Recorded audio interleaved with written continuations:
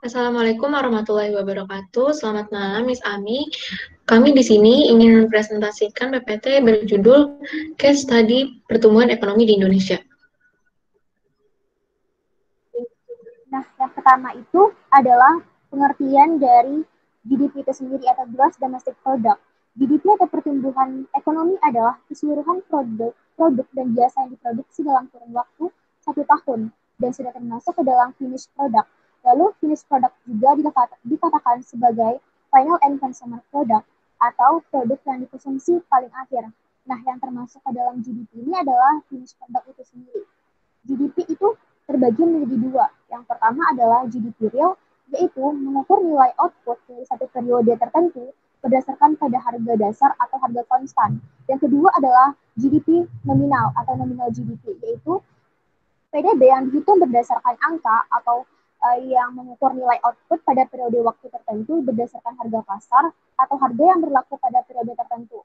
Nah, yang termasuk ke dalam perhitungan GDP ini yang pertama adalah private consumption, yang kedua adalah government spending, yang ketiga adalah gross investment, yang keempat ekspor, dan juga impor.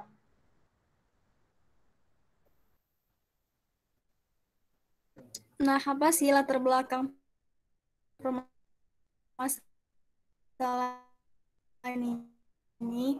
Yang pertama adalah dinamika pemerintah. Mengapa hal ini termasuk dalam latar belakang? Karena memanasnya perang dagang antara Amerika Serikat dengan Cina. Yang kedua, adanya masalah produktivitas.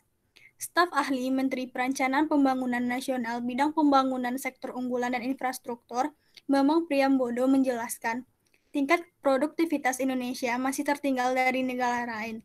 Misalnya, transformasi struktural yang tercermin dari tenaga kerja Indonesia. Ia juga menjelaskan ada 3 alasan yang membuat transformasi struktural yang sudah dilakukan belum cukup membantu meningkatkan produktivitas. Yang pertama, karena minimnya investasi di pembangunan infrastruktur. Meskipun di era pemerintahan Jokowi, pembangunan infrastruktur sudah digencarkan. Namun, hal tersebut dianggap belum cukup mengingat Indonesia yang sudah jauh tertinggal. Yang ketiga, atau FDI, yang masih relatif rendah. Kita tidak bisa mengharapkan manufaktur tumbuh jika mereka tidak berinvestasi di peralatan dan mesin. Investasi untuk meningkatkan kualitas sumber daya manusia. Hal ini dibuktikan dari mayoritas tenaga kerja Indonesia yang masih didominasi oleh pekerja informal. Baik, selanjutnya dalam tabel ini menunjukkan pertumbuhan ekonomi di Indonesia pada tahun 2015 sampai tahun 2020. Pada tahun 2020 bisa terlihat terjadinya kontraksi. Apa itu kontraksi? Kontraksi ekonomi terjadi ketika aktivitas ekonomi agregat menurun. Ukuran output agregat menurun. Ukuran output agregat seperti PDB real dan produksi industri menunjukkan penurunan dibandingkan periode sebelumnya. Jika PDB real turun dalam 2 kuartal berturut-turut, para ekonom menyebutnya pertanda resesi. Resesi yang parah disebut depresi, karena baik resesi maupun depresi adalah kondisi kontraksi yang lebih buruk. Next. Selanjutnya, teori yang kita pakai itu merupakan teori dari Keynes. Menurut perspektif dia, ia mengatakan bahwa ia melihat permasalahan nyata ekonomi itu dari supply. Apabila supply-nya banyak, maka konsumsinya juga banyak karena perhitungan ekonomi makro itu dilihat dari perhitungan GDP. Dalam GDP, ada yang disebut dengan government spending atau stimulus. Menurut perspektif dia, apabila ingin meningkatkan performa suatu negara, maka dari bagian government spending itu harus ditingkatkan. Jadi, karena jika melakukan pembelanjaan yang besar, maka aktivitas ekonomi negara itu juga akan besar.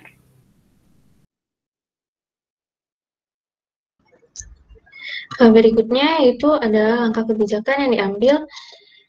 Yang pertama, yaitu pemerintah harus lebih banyak memproduksi barang atau produk. Dan yang kedua itu ada real interest rate, yaitu semakin rendah suku bunga bank, maka semakin banyak orang yang meminjam uang. Begitu juga sebaliknya, semakin tinggi suku bunga bank, semakin banyak orang yang tidak mau untuk meminjam uang. Dan langkah ketiga itu ada tax provision, yaitu negara secara sederhananya tidak memberikan beban pajak yang terlalu besar terhadap pengusaha. Akibatnya pengusaha tidak bisa mengalokasikan dananya untuk produksi dan tidak menjadi produktif. Oleh karena itu, sebaiknya diberikan insentif pajak. Langkah keempat yaitu technical change, yaitu semakin tinggi adaptasi masyarakat terhadap pertumbuhan teknologi, maka semakin bagus pertumbuhan ekonomi negara tersebut. Dan langkah kelima yaitu ada growth of demand, yaitu meningkatkan permintaan terhadap barang dan jasa, itu bisa dilakukan apabila income seseorang itu naik. Dan keenam yaitu ada political stability dan property rights, yaitu suatu negara harus memiliki stabilitas politik yang bagus, supaya pertumbuhan ekonominya juga bagus. Ada beberapa hal yang dilakukan oleh macroeconomic policy maker sebagai pembuat kebijakan ekonomi makro. Yang pertama, sebagai pembuatan kebijakan ekonomi makro selalu berhubungan dengan growth policy. Bagaimana caranya meningkatkan suatu pertumbuhan negara? Pertumbuhan GDP selalu naik apabila dalam suatu negara GDP-nya menurun atau stagnan. Artinya tidak ada produktivitas karena disebabkan pendidikan rendah sehingga tidak bisa menciptakan teknologi dan memproduksi sesuatu.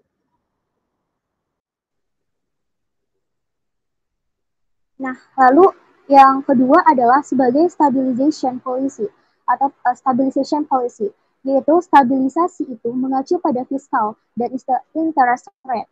Apabila penghasilan pajak itu rendah, maka tidak bisa melakukan pembangunan untuk pembangunan ekonomi secara skala nasional. Nah, apabila suatu negara itu inflasinya naik terus, berarti terjadi depresiasi mata uang, sehingga nilai mata uang tersebut rendah. Jadi pemerintah itu harus menjaga stabilisasi fiskal pajak penerimaan harus stabil atau naik. Nah, paling tidak itu stabil. Nah, kemudian pemerintah juga harus menstabilkan inflasi. Nah, inflasi harus terkendali karena apabila inflasi itu rendah, maka orang tidak akan membelanjakan uangnya. Selanjutnya adalah solusi.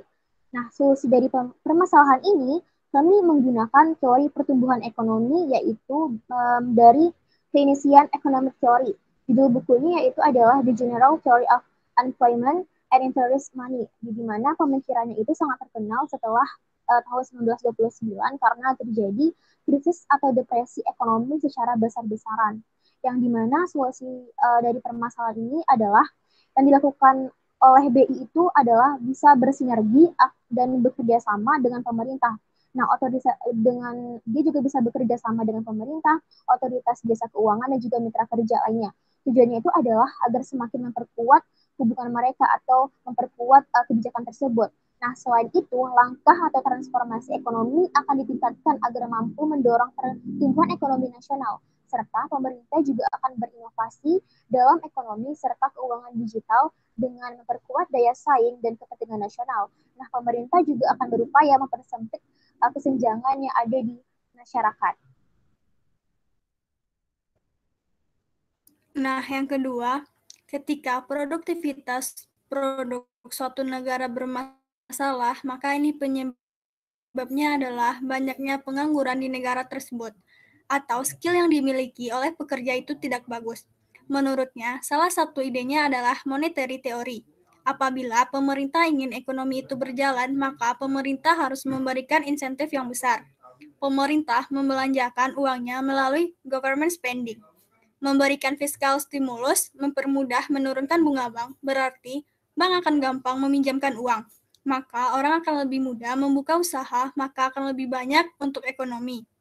Produksi pun akan meningkat sehingga banyak pekerja yang mendapat pekerjaan.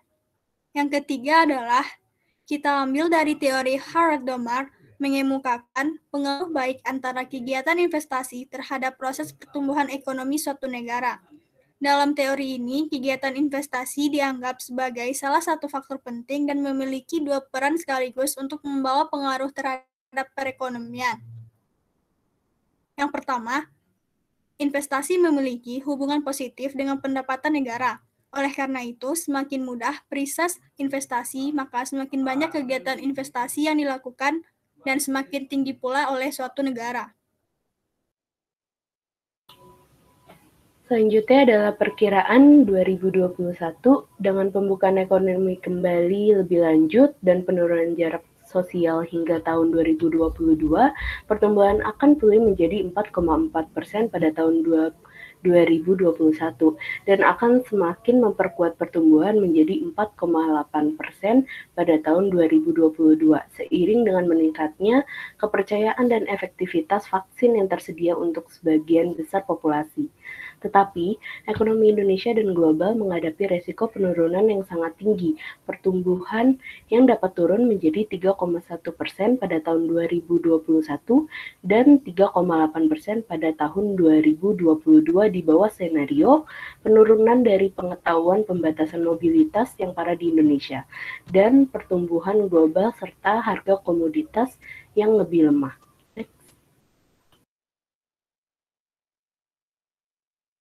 Nah, jadi kesimpulan yang dapat kita ambil dari kasus ini atau case study ini adalah itu mempelajari bagaimana pertumbuhan ekonomi itu dapat dipengaruhi oleh peran dari pemerintah. Apabila terjadi masalah di dalam suatu negara itu, maka pemerintah itu harus bisa mengatasinya berdasarkan kebijakan-kebijakan yang diberlakukan sehingga apa yang menjadi tujuan negara dan masyarakat itu bisa tercapai.